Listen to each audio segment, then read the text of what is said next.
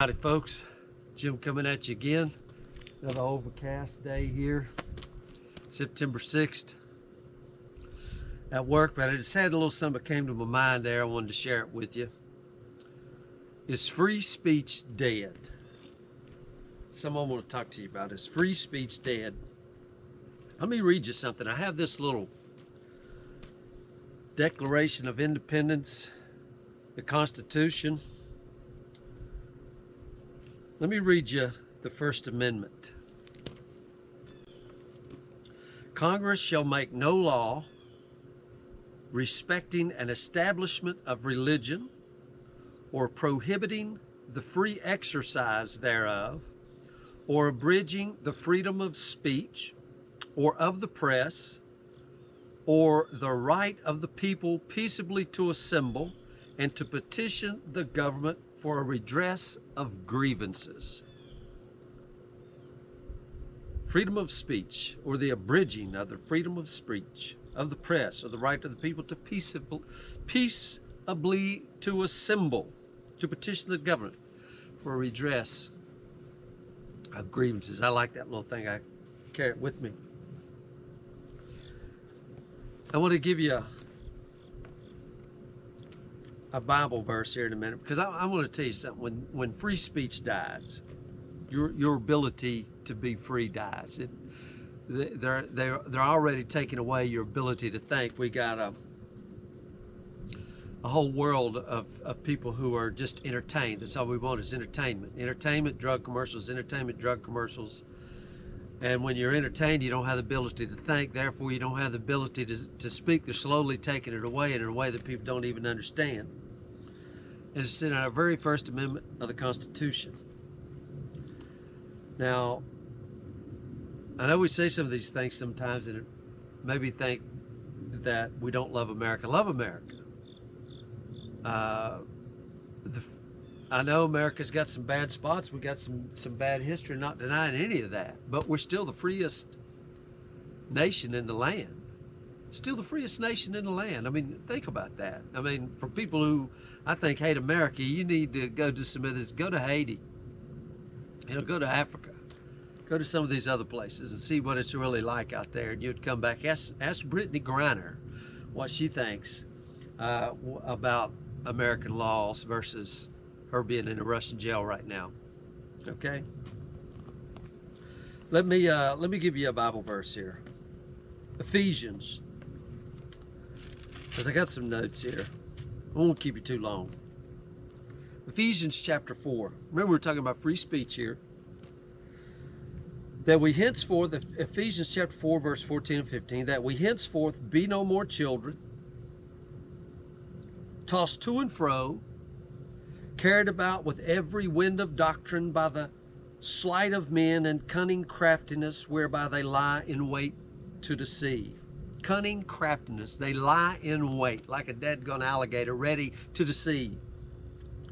But, see, no more children tossed to and fro, being manipulated by these people, but speaking the truth in love may grow up into him in all things, which is the head, even Christ. But speaking the truth in love. Speaking the truth in love. Freedom of speech. Let me put this right here. We've got such chaos. I mean, chaos all around the world. You look, I mean, I watch all these other news outlets. I mean, in Europe, they're getting ready because they know what the winter's going to be. They're going to be freezing to death, starving to death. We know what's going on in these cities around here. I mean, we got chaos. Why? We've got children in adults' bodies. That's why. Remember the Bible verse, be no more children, tossed to and fro. And the difference between a child and an adult is not age, it's called responsibility.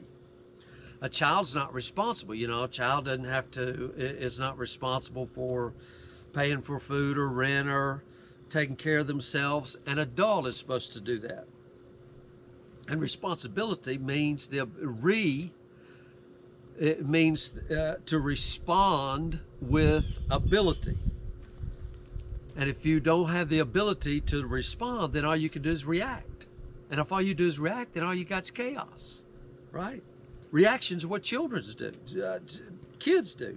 Responses are what adults do. We live in a world of children, so there's only reactions. Now, why do we live in a world of children? There's a failure on the part of the parents. Somebody didn't teach them to grow up. Somebody didn't train their children, as Proverbs says. Now, why do I say this? Like they can call up, these news outlets get this stuff on Hunter Biden. They can call up and they're going to put it out, but then they're not allowed to put it out because it might swing the election. So they call Zuckerberg and they say, don't post this. And if somebody, how many times you read about it, some college professor said this, all of a sudden he's canceled. Some actor says this, all of a sudden they're blacklisted. You say this, you may get fired from your job. I mean, if you talk about something that people don't like, they don't feel safe, or they may say, you make me feel threatened. It's just psychobabble bull crap, as I say. It's psychobabble bull crap. I feel threatened. What kind of hogwash is that? I'm not allowed to say the word bridge. You don't like the word bridge, and then here I am. I'm yelling the bridge is out, the bridge is out. But, you make me feel unsafe saying the word bridge. Teaching these kids when they go to school the proper pronouns. I mean, come on, let's get real. Listen, let me say something right here. Truth does not require error to remain silent in order for them both to remain in the same place. But let me say this, error does require error does require truth to be silent in order for them to remain in the same space.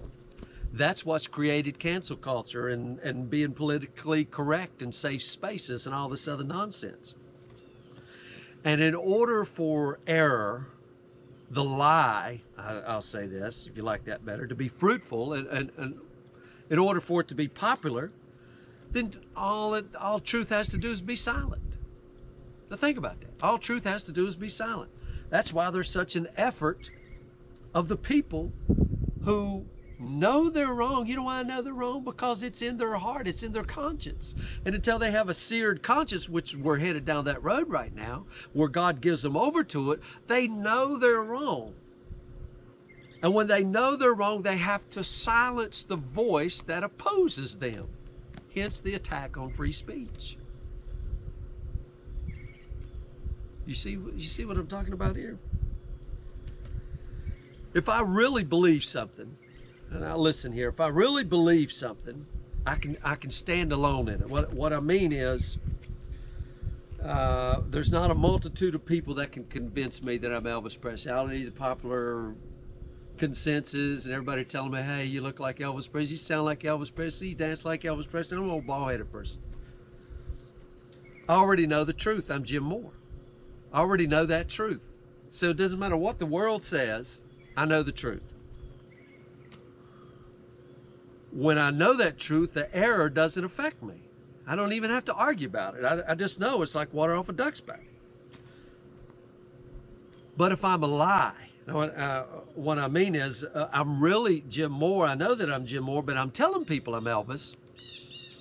And when someone points out to me and says, hey, you're not Elvis, you're really Jim Moore, I have to silence that voice because that voice becomes a danger to me. You understand that? I got to silence that voice because it's exposing the error, exposing the lie. Now, we know America's had some problems. I mean, we said before, some black spots, slavery, racism, real discrimination, not this stuff they're doing now, but I mean, we've had the stuff with the Indians, we've had some terrible times. And why those things lasted so long, it was either illegal or taboo to speak against it.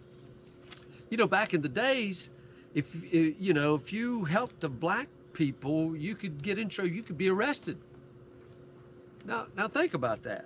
With the Jim Crow laws and all of that other stuff, I mean, those things were terrible. They were terrible. I'm glad they're no more. But But if we've got a whole generation trained under the lie of political correctness, under the darkness, under the blindfold of safe spaces, everybody's so daggone fragile, they crack when somebody looks at them wrong. They never had to stand for anything. They've never had to build anything. They've never had to oppose anything in their lives. So if somebody disagrees with them, they scream like a 3-year-old. Do we see that? I mean, I see this. Now, why is that? Because no one taught them to be an adult. The responsibility lies on the parents. It starts with the father. Can't say it enough. Now, I'm just going to go through something here real quick. 4 levels of parenting. I'm being scriptural here. Okay? 4 levels of parenting. From ages newborn to 4 years old, it's called training. Helicopter flying over. It's called training. Scripture talks about train a child. To train a child to respond appropriately to authority. And the proper response is immediate and complete obedience. We used to say that in the Marine Corps. They taught instant, willing obedience to all orders. You learned authority. That's the first thing they teach us. Authority, authority, authority, authority. What do we see today? Because that training should take place from 0 to 4 years old, teaching how to respond to authority. And the proper response to authority is immediate and complete obedience. Now, every adult is not the child's authority, but the authority is the parents, and to whom the parents yield that authority to be over their kids. Other than that, the child doesn't have to obey. You understand what I'm talking about? Now, the second level is a very, very difficult level. It's ages 5 through 8, and it's called teaching. And people say, well, no, 2 years old was hard, terrible twos, and then teenagers' year was atrocious. Well, the reason teenagers' years are hard is because we neglect these first 2 or first 3. We don't do the other ones. Now, ages 5 through 8, we're teaching them the reasons behind the rules that we gave them when they were 2 and 3 and 4 years old. And the purpose of this teaching is to get children to start to reason properly with the truth. Reason properly with the truth. So we're teaching them to respond properly to authority, and then we're teaching them to reason properly with the truth. You know, these are called thinking things. Now, all this has to do with free speech. We'll get back to it here in a minute. And ages 9 through 12 would be the transition. And what I mean by transition, you give your children the ability to make adult decisions for your family under your supervision, beside you, not away from you, not apart from you, beside you. You may let them pick where you're going to go out to dinner, or how much tip to leave, all of these things. You're teaching them to make adult decisions under your supervision, okay? Now, the purpose of parenting here is to take an irresponsible, out of control child and turn them into a responsible, in control adult. That's the purpose of parenting. Purpose of parenting. Now, the next step in this parenting is from the ages 13 on. Now, in the Hebrew, they would be bar mitzvah. Bar mitzvah means they would now become a full son. Bar mitzvah, bar means son, mitzvah, law, they would become now a son of the law. So under these teaching of this authority and these training and this responsibility, now they become a son of it, and they live the rest of their life now being responsible in all those aspects that they were taught from 0 to 13 years old. I would say, well, that's it. Well, it's biblical. See, we get outside of those principles and we don't follow those principles, so we're left with chaos. The problem is we have children untrained. And they're, not just children 4, 5, 6-year-olds. I'm talking 18, 19, 20, 25, 35, 45, 75 years old, untrained, not under authority, not trained, no responsibility, out of control. So we have an attack on free speech. We live in a world where the government allows the little boys to go to the girls' bathroom. where kids can, identify as ducks and cats and bears and fish and, we got all these acronyms to make people feel safe. The LGBTQ, whatever acronyms they got today. I don't call them gays, I call them homosexuality. They get special rights. They don't get equal rights. They get special rights. And we wonder, when we see all these special rights, did we not know they were coming after our kids? Did we not see this? I just read that book, Pete Hegseth, that wrote, and it was amazing. And we try to do these things. We're trying to help with our public schools. We're trying to do all of this other stuff. We've handed our kids over into the belly of the beast. Oh my gosh, we wonder why we have such chaos. Just wait. All these seeds that have been sown. And they're now wanting to teach this, thank God for Governor DeSantis down in Florida stopping that nonsense. I wish the other states would have teaching these 4 and 5 year olds these different sexual identities, these hormone pills, and this mutilation that you want to do these 5, 6, 7 year olds. My God, people are afraid to speak up. Why? You get canceled, might lose your job, might lose all this other stuff. Listen, I don't care. I'm going to speak out while I can. Heck with it. Heck with it. Scripture in the same book, having done all, let us stand. Now, why do they want us to be silenced? I'm going to tell you why. Because they're afraid they actually might be wrong. Or they know they're wrong and they just want to be left alone in their error.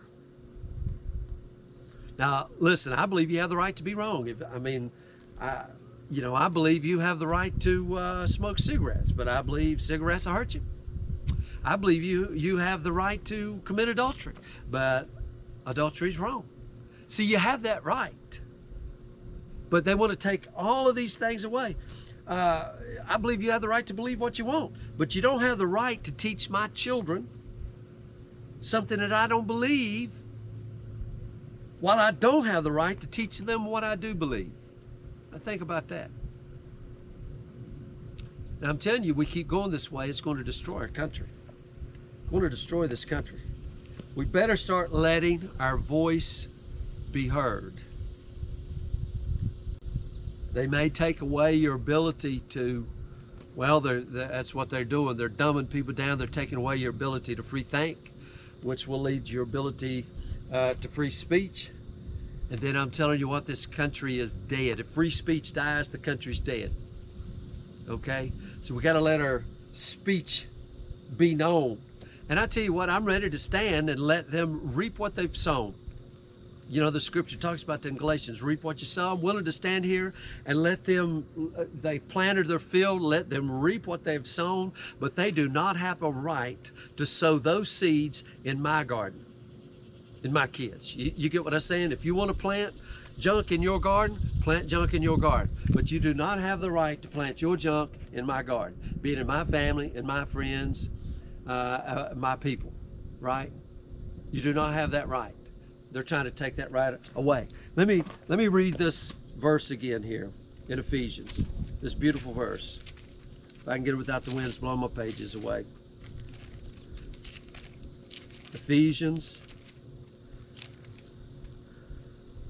That we henceforth be no more children, tossed to and fro. Don't be kids any longer. Tossed to and fro, carried about with every wind of doctrine, whatever the latest thing is, the latest fad is, by the sleight of men and the cunning craftiness whereby they lay in wait to deceive.